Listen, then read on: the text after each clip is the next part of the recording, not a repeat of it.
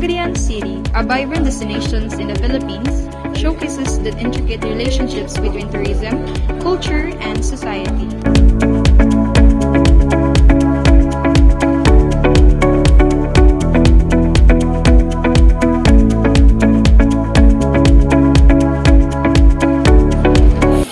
Ngayong hapon, Col, pwede mong utanang sa imong ngalan. May Daryl Campos. Ang utana lang po, Col, ba, o kanos ani nagsugod inyong waterfalls? August 16. Karon nga tuig. So, amo na ko idea, Col, nga ay mo og tourist spot ang kaninga waterfalls. Sa Nanay Linear Waterfalls, ma'am. Nag-tour guide ko sa Cebu, sa Kawasan Falls.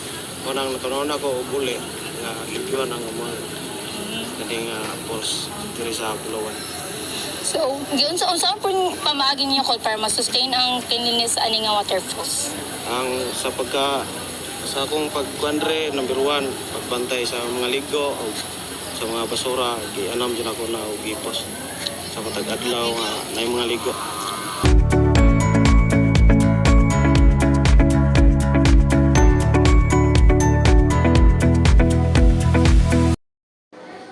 May nga po niya, o sir, name? Kent Opolgo. Taga-ahak. Okay, so, sa imong maingon sa before o after ani na falls. Okay siya karon kay awa na kaya sa una nga dili man sa anay karon ko. Kay like labong kini sa una. Naabot man na siya dira ng anak na taga Drao, nga ikag Cebu. Amo gyud ang trabaho dito ba. Muna yang siya ra gabuhat ni siya ra isa.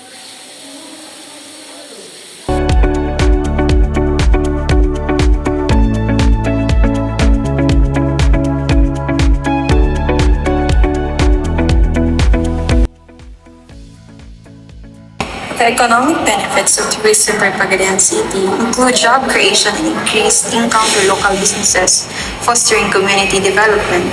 However, drawbacks may arise, such as income inequality and seasonal dependency on tourism, which can disrupt local economies.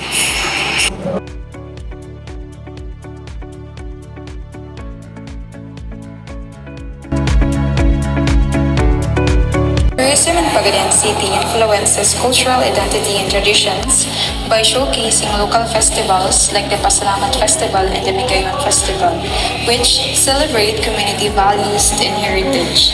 However, increased tourism can lead to the commercializations of these traditions, risking their authenticity as they adapt to the tourist expectation. Sustainable tourism practices in Pagadian can mitigate negative impacts by promoting eco-friendly initiatives, responsible waste management, and cultural sensitivity. These practices help preserve natural resources while ensuring that economic benefits are shared equitably among community members. Tourists play a dual role in Pagadian.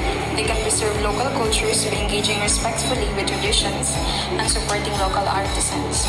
Conversely, they may disrupt local cultures by imposing external values and behaviors that challenge traditional norms.